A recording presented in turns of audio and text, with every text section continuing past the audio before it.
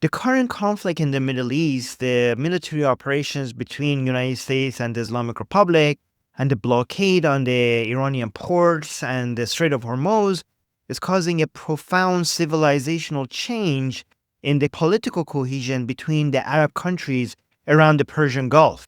The unity that existed between these countries for decades based on religion and ethnicity is now gone. And even though this division between them has been happening for years now, the current conflict between the United States and the Islamic Republic and everything that is happening in the Persian Gulf has now escalated this division between them more than ever before. Many people have this simplistic view that we have Qatar and Oman on one side, and we have the UAE and Saudi Arabia on the other side when it comes to the way that they are responding to the situation with the Islamic Republic and all of the military operations. Well, the situation is a lot more complex. I'm going to put these countries in three different categories and show you how this was already happening before the current conflict and how this conflict is just only escalating what was already happening, and show you why everyone's decision with regards to how they're responding to the Islamic Republic and United States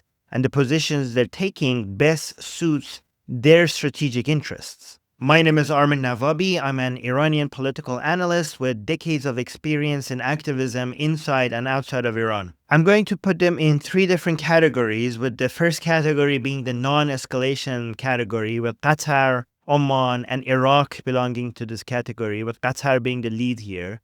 The second category would be the maximum aggression against the Islamic Republic category, with the UAE and Bahrain being in this category, with the UAE being the lead here.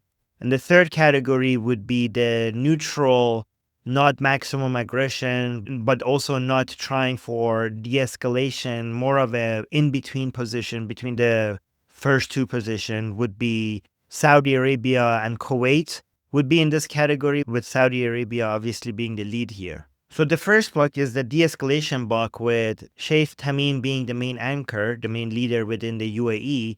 Their strategy has always historically been to be a bridge between the Islamic Republic and the rest of the world, as part of their strategy to be a mediator between terrorist groups and countries and Western and the United States. They always thought that even though they are in the Middle East, they could create this political dynamic where everybody needs them, and they could have this fortress where they are immune from all of this terroristic activity, even though they are dealing with terrorists, even though they're getting close to these terroristic groups, but yet they would be immune from all of that violence and coming into their land, and they could increase their soft power by having a friendly relationship with the Taliban, with Hamas, with the Islamic Republic, while at the same time having a friendly relationship with the West and especially the United States. That idea that Qatar could have friendly relationship with the IRGC, with Taliban, with Hamas,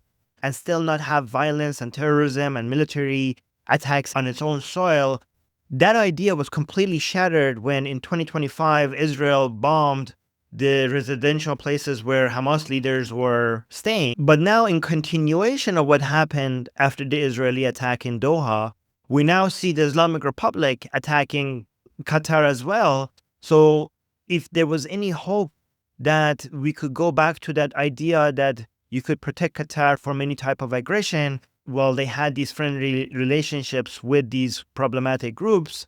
Now, with the Islamic Republic bombing Qatar, you would expect the Qataris to completely reevaluate this model, but they are not. They're continuing to try to maintain a friendly relationship with the Islamic Republic even after they have been bombed by them. There's now reports showing that the Qataris are also communicating with the Pakistanis with regards to the negotiations that are happening between United States and the Islamic Republic, and they're still valuing those deep connections they have with the IRGC. This bloc is desperately trying to get the United States to de-escalate. When it comes to condemning the Islamic Republic, when bombing Qatar, they're trying to both side it. They are blaming Israel. They're saying that this is an Israeli plan to get the war to continue so that everybody within the Middle East keeps fighting each other, and Israel could just basically dominate the Middle East by having all of these countries continue to fight against each other. Even though they were bombed by the Islamic Republic, they're also blaming Israel for this, saying this is an Israeli conspiracy to basically keep everybody here in the Middle East weak. That's the first block. Then we have the second block, which is the UAE, which is the exact opposite of what we just said. The UAE is going with maximum aggression. For them, the Islamic Republic's attack on the UAE is an existential crisis to the entire business model of the UAE. The Islamic Republic considers the UAE to be the main ally of Israel in the region, and they're not wrong about that, and that's why they are attacking them the most. Another reason why the UAE is getting attacked the most is because they have less defense than the Americans and Israel, so they actually could demonstrate more damages of the UAE within Iran to the regime supporters to convince them that they are achieving something with their military operations, and it's easier to sell to an internal audience that attacking the UAE is attacking Israel because it's clear that UAE and Israel are allies.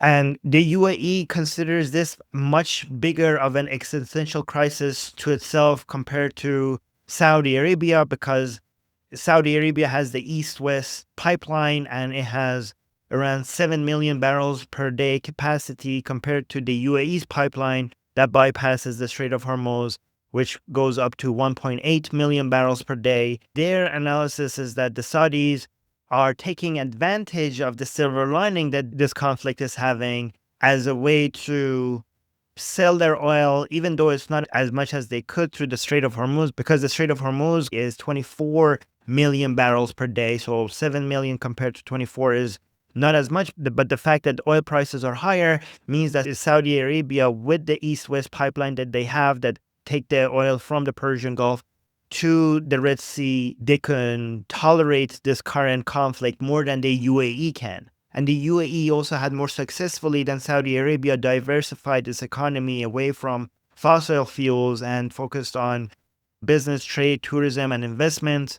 So this business model of the UAE being challenged like that will give the Saudi Arabia an opportunity to compete against the UAE when it comes to diversifying away from fossil fuels and making Saudi Arabia a more attractive spot for everything that the UAE has built over decades. The UAE sees that Saudi Arabia as a main competitor to its business model can tolerate this conflict more than they can, and that's why they have a more neutral stance, at least compared to the UAE's aggression against the Islamic Republic.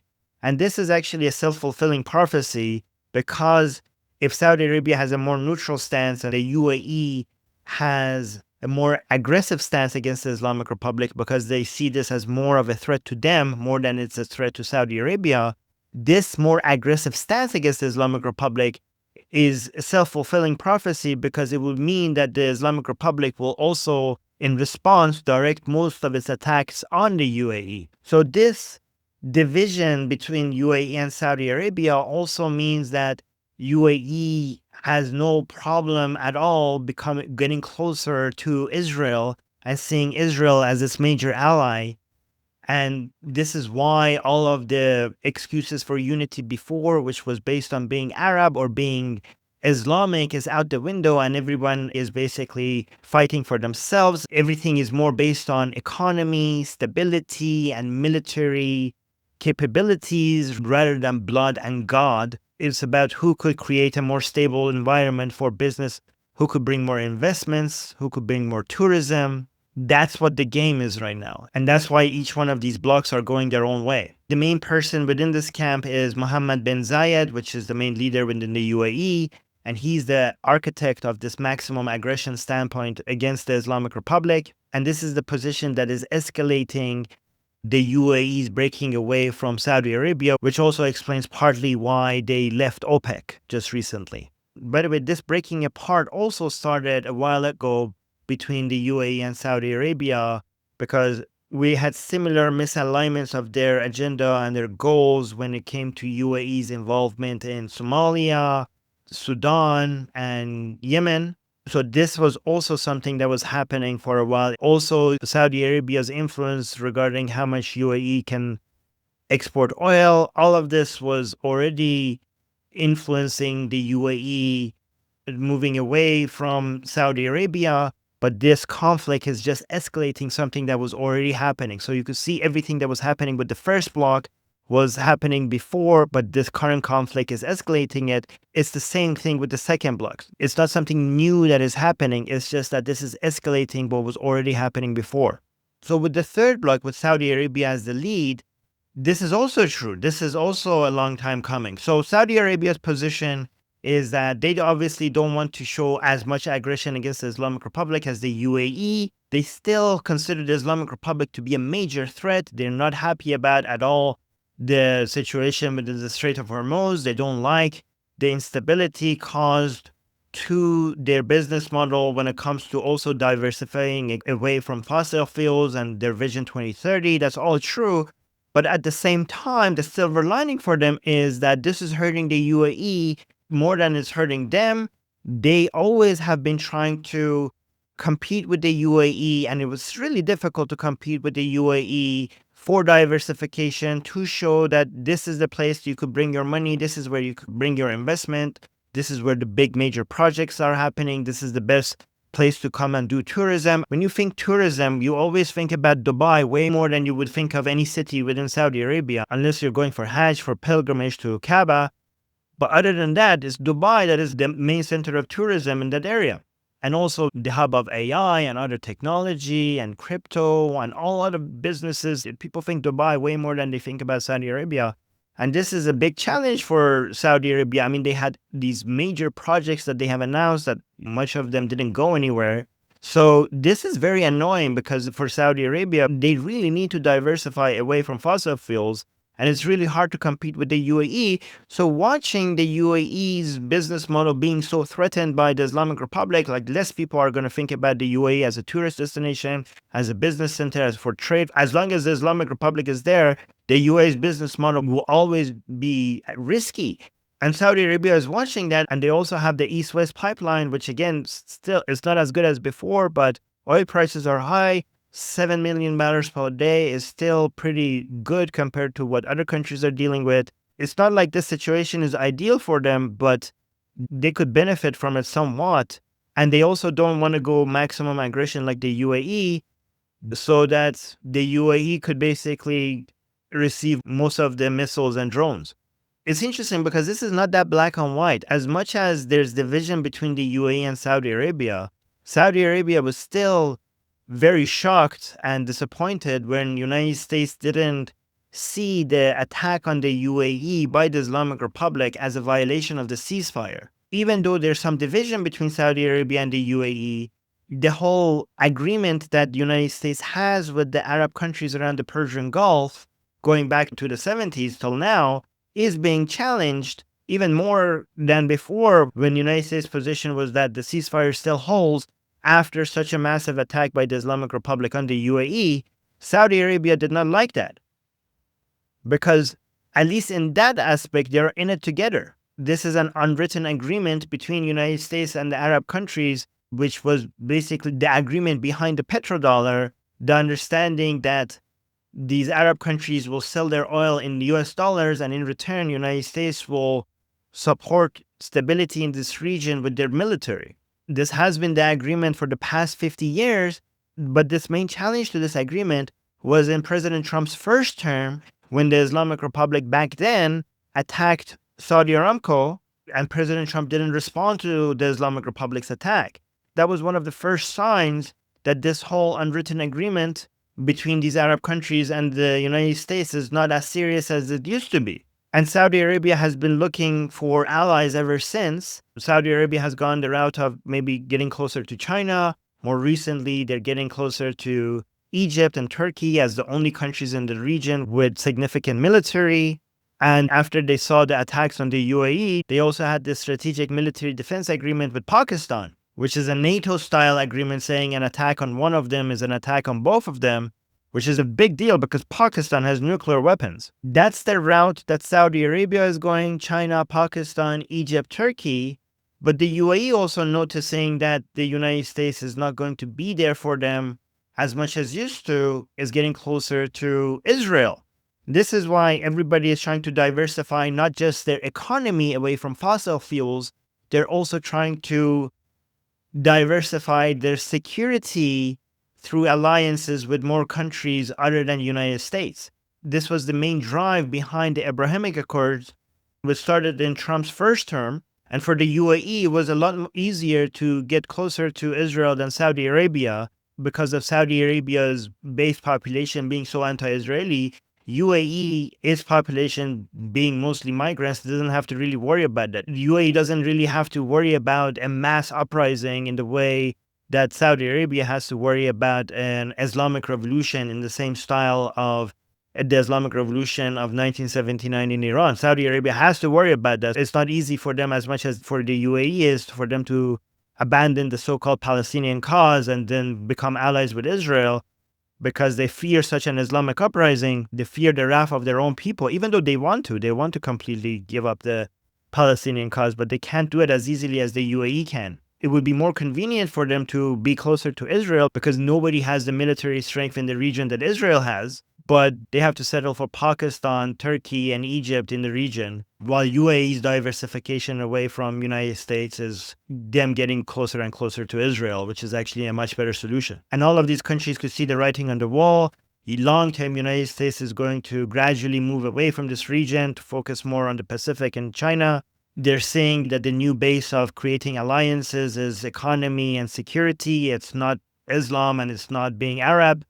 So the whole new world order that we're moving into is going to completely change the strategic alliances and the different blocks that different countries belong to here in the Middle East. It's interesting to see who's going to be able to come on top and who's not going to be able to survive this. And by the way, all of this would dramatically change and escalate in very interesting ways when the Islamic Republic falls and it becomes a secular democratic country. The ramifications of that on the region is going to be very significant, and I can just right now imagine so many different ways that we could analyze the possibilities of that and how that would influence every single country in the region.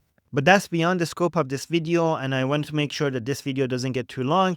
But if you want to go into details about everything that I discussed here, I'm in our discussion group almost every single day. The link is in the description. It's in the QR code somewhere on the screen. It's in the bio. Come there. It's not just me there. There's so many interesting, knowledgeable people there. And it's a really good place to meet people who are interested in politics that you could talk to and meet new friends. It's a really good way to connect with people that are interested in these subjects. Leave a comment. Give me your opinions. Give me some suggestions for making videos in the future. Let me know what you think. Let me know if this was helpful, if this was educational. Those type of comments really motivate me to make more videos like this. My name is Armin Navabi. I'm Israel Chai. Long live America. Javid Shah. Payandera.